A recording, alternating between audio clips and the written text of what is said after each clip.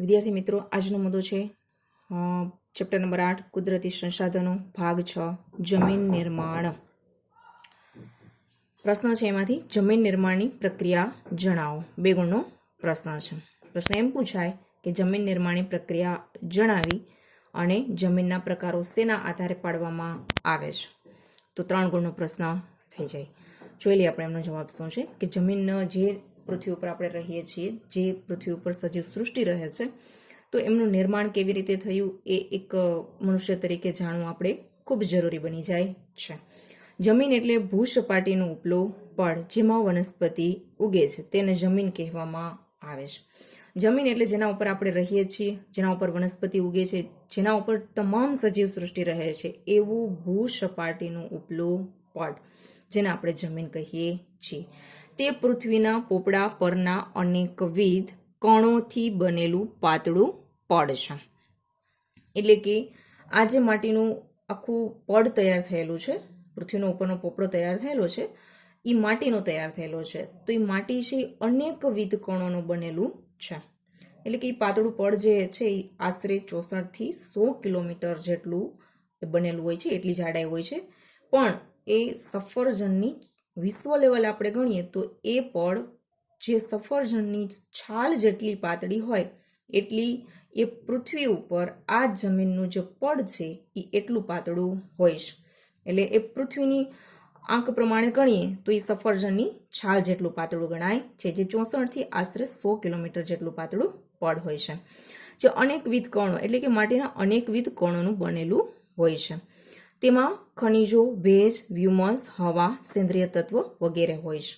ખનિજો એટલે તમે આગળ આપણે ખનિજોની ચર્ચા કરી ગયા છે. ખનિજોમાં કોનો સમાવેશ થાય છે તો કે તમામ પ્રકારની ધાતુઓ, તાંબુ, સોનું, ચાંદી, પ્લેટિનિયમ, મેગ્નેશિયમ, બોક્સાઇટ, એલ્યુમિનિયમ વગેરે. એવી જ રીતે કોલસો, ખનિજ તેલ, યુરેનિયમ, થોરિયમ વગેરે. ત્યાર પછી ભેજ એટલે વરસાદ સ્વરૂપે પડતું પાણી. વ્યુમસ એટલે જૈવિક તત્વો એટલે કે જીવ જંતુ, સજીવો વગેરે જે નાશ પામતા હોય એ. હવા એની અંદર હોય છે. સેન્દ્રિય તત્વોમાં અહીંયા સમાવેશ કરશું આપણે વૃક્ષો જંગલની અંદર હોય એ, એની ડાળખીઓ, એના પત્તા, એના ફળ, એના બીજ જે કાંઈ પડે છે, સડે છે અને આ પડની અંદર મિશ્રણ થાય છે. એટલે કે તેમાં ખનિજ, ભેજ, વ્યુમસ, હવા અને સેન્દ્રિય તત્વ વગેરે હોય છે. માટીની નીચે તેમાં મૂળ ખડક સ્તરો આવેલા હોય છે. મૂળ ખડકને માતૃ ખડક તરીકે ઓળખવામાં આવે છે. સમાજની ભાષામાં એને માતૃ ખડક કહેવામાં આવે છે. માટીની નીચે એટલે કે જે માટીનું પડ ઉપર તૈયાર થયેલું છે એની નીચે પથરાળ જમીન આવેલી હોય છે, જે મૂળ ખડક તરીકે ઓળખાય છે. ઉપરની માટી જે કલરની દેખાતી હોય, જે પ્રકારની દેખાતી હોય, એ માટી મૂળ ખડક ઉપર આધારિત હોય છે. મૂળ ખડક જે રીતે તૈયાર થયેલો હોય એ રીતે ઉપરનું માટીનું પડ તૈયાર થાય છે. તો આવા ખડકોની અંદર વાત કરી દઉં તો કોલસાનો ખડક બી અંદર તમને જોવા મળશે. એવી જ રીતે આરસના પણ ખડકો, આપણે જે આરસની ખાણ શબ્દ બોલીએ છીએ તો અંદર આવા આરસના ચકમકિત પથ્થરો તૈયાર થયેલા હોય છે, જે ભૂગર્ભિક લાવાની સંપર્કમાં આવતા આ જે કંઈ ક્ષેત્રો છે એ લાવાના સંપર્કમાં આવે ત્યારે એક સ્વરૂપમાંથી બીજા સ્વરૂપમાં રૂપાંતર પામતા હોય છે. એટલે માટીની નીચે જે કંઈ પડ છે એ મૂળ ખડકો છે, એ આખા મૂળ ખડકોના સ્તરો પર આધારિત હોય છે. એટલે કે માટીની નીચે તેમાં મૂળ ખડકો આવેલા હોય છે ને એ મૂળ ખડકોમાંથી માટી તૈયાર થાય છે. જમીનનું નિર્માણ મૂળ ખડકોના ખવાણ અને ધોવાણથી મળતા પદાર્થોથી થાય છે. એટલે કે જમીનનું નિર્માણ છે એ મૂળ ખડક, આપણે આગળ મૂળ ખડકની વાત કરી કે જે રીતે જે ખડક તૈયાર થયેલો હોય એમાંથી માટીનું પડ તૈયાર થાય છે. ખવાણ અને ધોવાણ. ખવાણ એટલે શું? ઉદાહરણ આપું છું કે કોઈ ગોળનો ટુકડો આપણે રાખીએ અને પછી કીડીઓ આવે છે. કીડીઓ એને એક મોટા ટુકડાને નાના ટુકડામાં વહેંચી નાખે છે. એવી જ રીતે કોઈ લાકડું છે અને એમાં કોઈ ઉદય અથવા કોઈ જીવજંતુ લાગી ગયા હોય અને એ જીવજંતુને કારણે એ લાકડાનો ભૂકો છે એ નીચે આપણને જોવા મળતો હોય, બરાબર, તો એને ખવાણ શબ્દ એના માટે વપરાય છે. અહીંયા પણ આવા જ કઠણ ખડકો હોય, એ ખડકોમાં જીવજંતુઓ છે એ રહેલા હોય છે. આ જીવજંતુઓ છે એને કોતરતા હોય છે અને ખાતા હોય છે. ખાતા એટલે ખોરાક તરીકે ખાતા નથી હોતા, ખવાણના સંદર્ભમાં અહીંયા લેવાનું છે. એટલે કે એને કોતરતા હોય છે અને બારીક ભૂકો તૈયાર કરે છે. એટલે એને ખવાણ શબ્દ કહેવાય છે. ધોવાણ આપણે જોઈએ તો હવા અને પાણી બેથી ધોવાણ થાય છે. આ ખડકો છે એ હવાને કારણે બહુ જોરદાર વાવાઝોડું ફૂંકાતું હોય ત્યારે ખડકો તૂટતા હોય છે અને અનેક ટુકડાઓમાં વહેંચાતા હોય છે. એવી જ રીતે ભારે વરસાદ અને હિમવર્ષા થતી હોય ત્યારે એ વરસાદને કારણે પણ અને હિમવર્ષાને કારણે પણ ખડકો છે એ તૂટે છે અને આ ખડકો છે એ અનેક ટુકડાઓમાં ઉપરથી નીચે આવતા હોય છે ત્યારે અનેક ટુકડાઓમાં વહેંચાય છે. એટલે ખવાણ અને ધોવાણથી મળતા પદાર્થોથી થાય છે. આ short question, IMP short question છે કે જમીનનું નિર્માણ કેવી રીતે થાય છે, તો કે મૂળ ખડકોના ખવાણ અને ધોવાણથી થાય છે, જેમાં જૈવિક અવશેષો, ભેજ અને હવા ભળે છે. આપણે આગળ વાત કરી ગઈ કે ખનિજો, ભેજ, વ્યુમસ, હવા, સેન્દ્રિય તત્વો એની અંદર હોય છે. એટલે કે જ્યારે ખવાણ અને ધોવાણ થઈને બારીક ભૂકો તૈયાર થાય છે તેમાં જૈવિક અવશેષો એટલે કે જીવજંતુઓ નાશ પામેલા એની અંદર હોય, જીવિત બી હોય છે. ભેજ એટલે કે વરસાદનું પાણી પણ એની અંદર ભળે છે અને હવા પણ ભળે છે. સાથે તાપમાન, તડકો પણ એની અંદર જાય છે. આ રીતે જમીન ખનિજો અને જૈવિક તત્વનું કુદરતી મિશ્રણ છે. આ રીતે જમીનમાં ખનિજો અને જૈવિક તત્વોનું કુદરતી મિશ્રણ થાય છે. આપણે એમ કહીએ કે ભાઈ ખનિજો એની અંદર હોય છે, જૈવિક તત્વો હોય છે, તો આ કોઈ મનુષ્ય દ્વારા એનું અંદર મિશ્રણ થતું નથી. આ જમીનની અંદર આપમેળે એનું મિશ્રણ થાય છે. તેમાં વનસ્પતિમાં વૃદ્ધિ અને વિકાસ કરવાની ક્ષમતા છે. તેમાં એટલે કે જે માટીનું પડ તૈયાર થાય છે એ માટીના પડની અંદર વનસ્પતિની વૃદ્ધિ પણ થાય છે અને એનો વિકાસ પણ થાય છે. ટૂંકમાં એની ક્ષમતા, એટલી શક્તિ એની અંદર હોય છે. જો કે ખનિજ દ્રવ્ય અને જૈવિક દ્રવ્યનું પ્રમાણ દરેક જમીનના પડની અંદર એક સરખું હોતું નથી. જ્યાં જે રીતે જમીન જેવા ખડકમાંથી તૈયાર થયેલી હોય એવી રીતે એની અંદર એ જ પ્રમાણમાં ખનિજ તત્વ અને જૈવિક દ્રવ્ય હોય. એટલે કદાચ આપણા ગુજરાતની જમીન વધારે ફળદ્રુપ હોય તો ત્યાં જૈવિક દ્રવ્યનું પ્રમાણ વધુ હોય, રાજસ્થાનની ઓછી ફળદ્રુપ હોય તો ત્યાં જૈવિક દ્રવ્યનું પ્રમાણ ઓછું હોય. એવી રીતે દક્ષિણના ઉચ્ચ પ્રદેશોમાંથી તૈયાર થયેલી જમીનો હોય તો એ ખનિજ દ્રવ્યનું પ્રમાણ ત્યાં વધુ હોય. એટલે કે દરેક જગ્યાએ ખનિજ દ્રવ્ય અને જૈવિક દ્રવ્યનું પ્રમાણ માટીના પડની અંદર એક સરખું હોતું નથી. ખવાણ અને ધોવાણ કઈ કઈ રીતે થાય છે, એટલે કે ટૂંકમાં એના તત્વો કયા કયા છે ખવાણ અને ધોવાણ માટેના, તો એની અંદર જોઈ લઈ. તાપમાનના મોટા ફેરફારો. તાપમાનના મોટા ફેરફારો, વરસાદ, હિમ, હવા, વનસ્પતિ, જીવજંતુ વગેરે. એટલે કે જ્યારે ખૂબ ઊંચું તાપમાન હોય છે અને ખૂબ નીચું તાપમાન હોય, એટલે કે હિમવર્ષા થાય, એટલું બધું નીચું તાપમાન હોય ત્યારે ભૂસ્ખલન થાય છે. એટલે કે ખડકો છે તૂટે છે અને ઊંચા તાપમાનને કારણે પણ આ ખડકો તૂટે છે. ઊંચા તાપમાનને કારણે નીચેથી લાવાઓ છે એ બહાર નીકળવાની કોશિશ કરતા હોય, ફૂલ ગરમી બહાર નીકળવાની કોશિશ જ્યારે કરતી હોય ત્યારે ભૂકંપ આવતો હોય અને ભૂકંપને કારણે ખડકો છે તૂટતા હોય છે.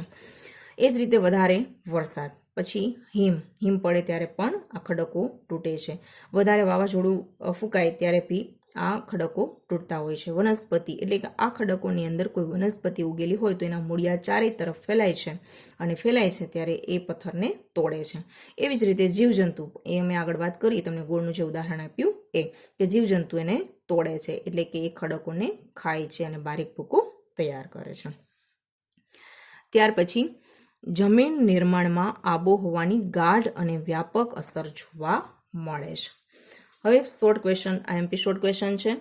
તમને એમ કે જમીન નિર્માણમાં સૌથી નિર્ણાયક ભૂમિકા કોની, તો યાદ રાખવાનું છે નિર્ણાયક ભૂમિકા છે આબોહવાની. શબ્દ આપ્યો છે ને ગાઢ અને વ્યાપક. ગાઢ એટલે વધુ, ગાઢ એટલે ઘેરી અને વ્યાપક એટલે વધુ અસર જોવા મળે છે. એટલે કે જે જમીનનું પડ તૈયાર થાય છે, જે માટીનું પડ આખું તૈયાર થાય છે, એ જમીન છે એ જમીન આબોહવા ઉપર આધારિત હોય છે. બરાબર. અહીંયા જોઈએ ને બે શબ્દો આપ્યા છે, શાયદ સમજવામાં થોડીક તકલીફ પડશે પણ ઉદાહરણ આપીને સમજાવું છું, ધ્યાન આપજો.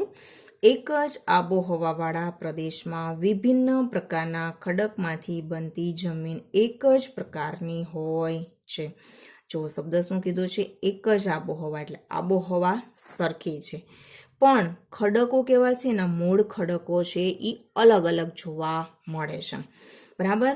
તો એક જ પ્રકારની જમીન એટલે કે એક જ સરખી આબોહવા હોય તો જુદા જુદા ખડકો હોય તોય જમીનનું પડ એક જ સરખું તૈયાર થાય છે. હવે તમને ઉદાહરણ આપું કે જુનાગઢ હોય, રાજકોટ જિલ્લો હોય, વલસાડ જિલ્લો હોય કે ડાંગ જિલ્લો હોય કે સુરત, નવસારી, કોઈ બી જિલ્લો હોય, આપણે ગુજરાતની વાત કરીએ છીએ. હવે દરેક જગ્યાએ મૂળ ખડકો છે અલગ અલગ છે, પણ આપણા ગુજરાતની આબોહવા મોટા ભાગના પ્રદેશોમાં કેવી છે તો કે સરખી છે. મૂળ ખડક અલગ છે પણ આબોહવા એક જ પ્રકારની હોવાને કારણે જે માટીનું પડ તૈયાર થાય છે એ એક જ સરખું માટીનું પડ તૈયાર થાય છે. બીજો મુદ્દો જુઓ, જ્યારે એક જ માતૃ ખડકમાંથી ભિન્ન ભિન્ન આબોહવા થી બનનાર જમીન અલગ અલગ હોય છે, એટલે કે જુદી જુદી આબોહવા હોય ત્યાં જમીનનું પડ પણ અલગ અલગ તૈયાર થાય. જો હવે એનાથી ઉલટું યાદ રાખવાનું છે. માતૃ ખડક છે એ કેવું છે, અહીંયા આપણે વાત આગળ એમ કરી કે ખડકો અલગ અલગ પ્રકારના હતા. અહીંયા યાદ રાખવાનું છે ખડકો એક જ પ્રકારના છે. ઉદાહરણ આપું કે ગુજરાતમાં જે ખડક છે એ જ રાજસ્થાનમાં છે ને એ જ પંજાબમાં છે, પરંતુ એની આબોહવા ગુજરાતની અલગ છે, રાજસ્થાનની અલગ છે અને પંજાબની પણ અલગ છે. એટલે આબોહવા અલગ અલગ હોવાને કારણે પણ માતૃ ખડક એક જ છે, છતાં બી જમીનનો પ્રકાર અલગ અલગ તૈયાર થાય છે. એટલે આપણી રાજસ્થાનની જમીન રેતાળ જોવા મળે, આપણી ગુજરાતની જમીન છે એ મોટાભાગે કાળી માટીવાળી જોવા મળે છે. એવી જ રીતે પંજાબની જમીન છે એ આપણા કરતાં અલગ અને ખૂબ ફળદ્રુપ જમીન એટલે કે કાંપવાળી જમીન જોવા મળે છે.